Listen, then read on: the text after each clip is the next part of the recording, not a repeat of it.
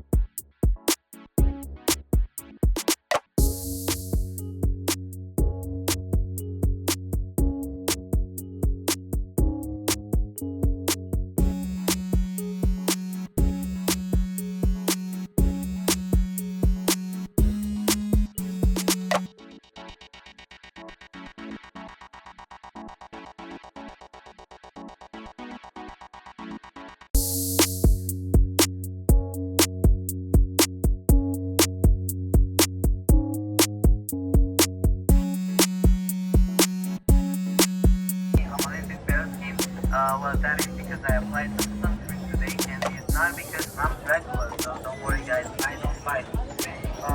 We have Dow's Market.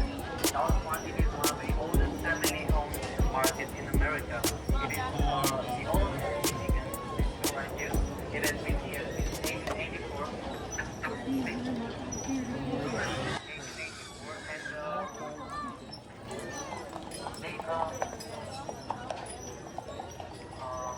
Horses turning left.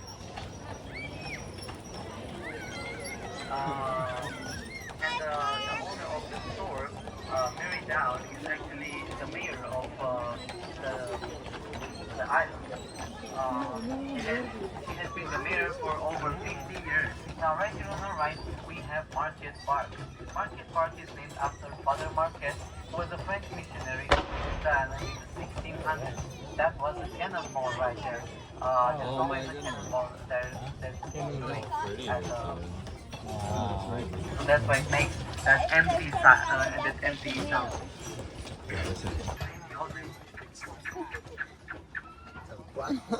But they Oh. this is hard because it goes from uphill to the middle and downhill. Right here on our right, we have the American First Store Company. Well, that's what it used to be. Now it's a museum dedicated to William Belmont, who was a doctor or a biologist here on the island. Dr. William Belmont is actually known for discovering something when he thought it was a great idea to clean his musket fully loaded. Guess what happened? He shot himself in the stomach, and that one would have proven to be fatal back then, but that was rather. And then William Belmont found out that enzymes actually discover food in our stomach rather than the monsters as it was thought before. Mail. Now you might be wondering, why are we having we don't deliver mail? Well, the numbers actually have emergency purpose highlights that happen on every June 7th here on the island. However, Lilac weren't always here on the island because they were right here. If you would take a left here, Lilac 2 on the right. Right here, if you would take a left, you would arrive to Jackson University Stable. Then they hide here. Now, the windows are what sticking from the church. The statue of the pineapple is actually a symbol of hospitality here in Michigan. And, oh yeah, that's the Grand Hotel. The hotel with the biggest porch in the world. Oh, I see the pineapple now. I didn't see it. Yeah, as I said, the Grand Hotel has the biggest fort in the world. Now, you see how big it is, right? Let me ask you a question. How long do you think it took to build the Grand Hotel? 10 years. Guess it. 10 years. Okay. 2 years? 10. Who gives more? Who gives less? Come on. I get more. 10. You give more. 10. Okay. You should have given less because it No. was made in 93 days. Wow. Yes. Wow. 93 days. Now, you might be asking yourself, how is that? How did they manage to make it in 93 days? Well, I have two stories to tell about the Grand Hotel and how it was made in 93 days. That they started to go from the left and the right side on the walls. Between those two balconies right there, there is a slight line you might see. And that is the difference between the new Grand Hotel and the old Grand Hotel. Because the original Grand Hotel only had 185 rooms, and the new Grand Hotel has 395. What's your name? My name? Yeah. My name is Vlad. Vlad. Yeah, you said that. Yeah. Dracula, that's why I made it Dracula. That's how people remember me. When did? Named him Oh. Dracula. When did you move here? I never moved here. You I never just moved. arrived here one week ago, and I'm staying here for the summer. I'm actually like Romanian. I live in Romania. I have lived in Romania all my life, and I'm here to see the beautiful country you guys have. Well, we'll miss you, my guy. We'll miss you. So I'll miss you too. Thanks for riding with me today. If you enjoyed my tour, my name is Vlad. If not, my name is Tim. So don't forget to keep your horses and pet your guide.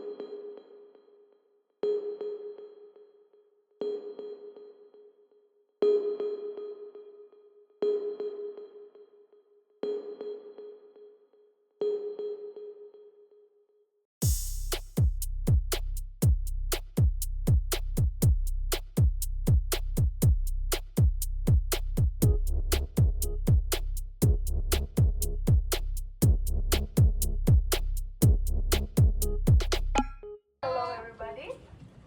Okay, I guess we are good to go. Come on. Come on.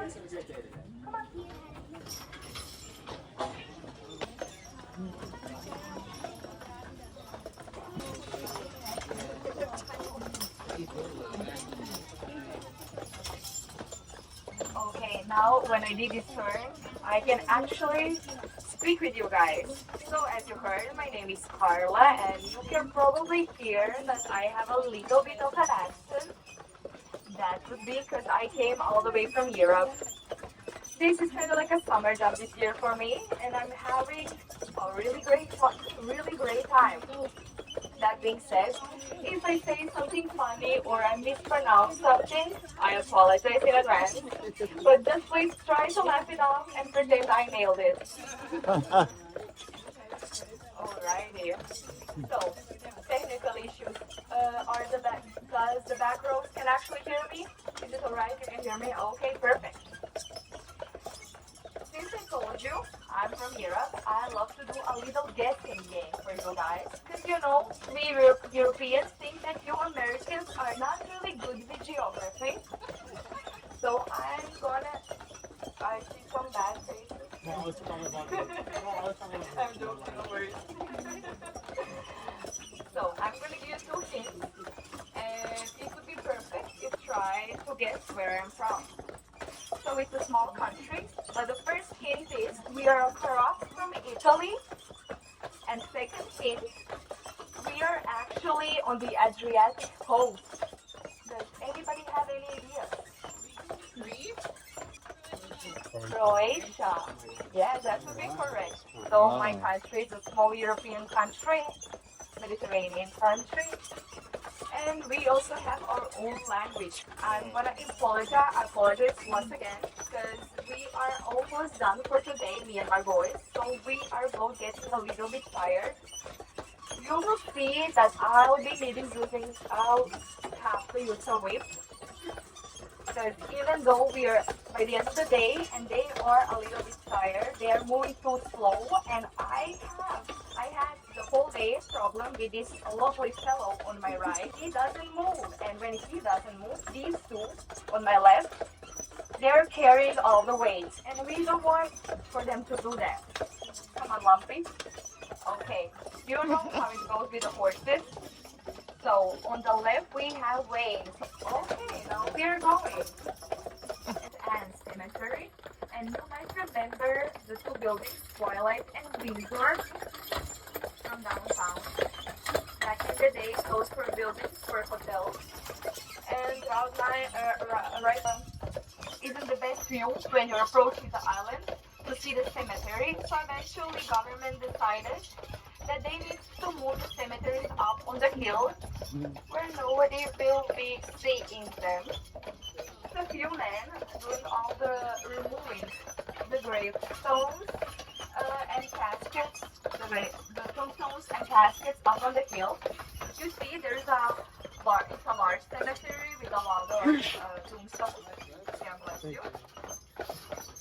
We have a saying in Europe when you sneeze. That means that whatever person is saying is true. So you see my story, it got to be correct. So when they were doing all the work, they would put all the caskets in one carriage and all the tombstones in another. And you know how it's Michigan weather. One day you have all the rain and one day it's completely sunny and hot like today. So they decided that they will finish their work tomorrow. That night, heavily rained. On the caskets, they wrote names with chalk. Rain wiped down all the names. So when you're visiting these graves and you are trying to visit your Aunt Sally, you might visit someone else's Uncle Paul. And why are those two houses the most haunted houses on Mackinac Island? Because we actually left a few of graves down there. Come on, boys. They left a few graves down there. Alright. On the left, you're going to see Protestant cemetery, and a lot of my fellow friends love to joke that if you want to know the difference between the Catholic and Protestant one, you are going to see the Protestant one is much more holier. But honestly, I don't like the joke, and everything is about delivery, I guess. You can see that sign in the middle. That is the grave that belongs to the oldest person buried in that cemetery. Her name was Harriet Mitchell. She died when she was 89, and that's quite a lot in 1900. They told me that she was that old for two good reasons. The first one, she never married, and second one, she never had kids. I'm going to be taking that advice if you ask me.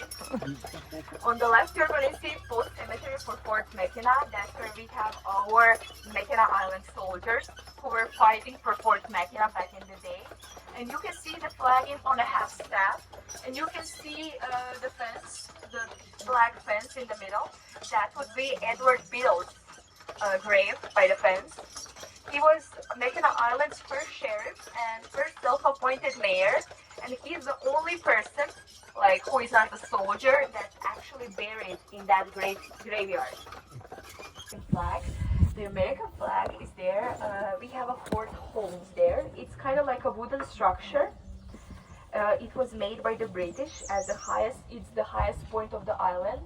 So it's okay. Let me know that. One thing about the Fort Holmes is that actually this building, since it's made of wood, was caught on fire 4 times because there was lightning happening, and for some reason they don't want to do like put the protection on it. So every once in a while, the whole building just gets lost. I'm gonna say it like that. You know what I mean. Burn down. Burn down. That would be correct. Yeah, that's the word I'm looking for. In 1700s, we had another fort on the mainland called Fort Michilimackinac, and unfortunately shot ship.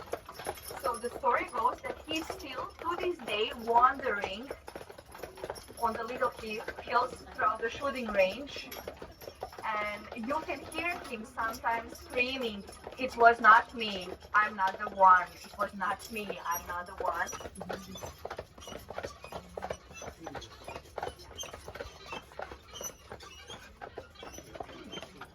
Upon really a lot of had wind, rain, a lot of soil and rocks, again wind and rain, and basically that's how our shop was made. And now I'm gonna tell you the folklore one, which I also prefer a little bit better, more time, but a little bit in the shade to give them a few minutes. That's like going back to the 1800s. Yeah.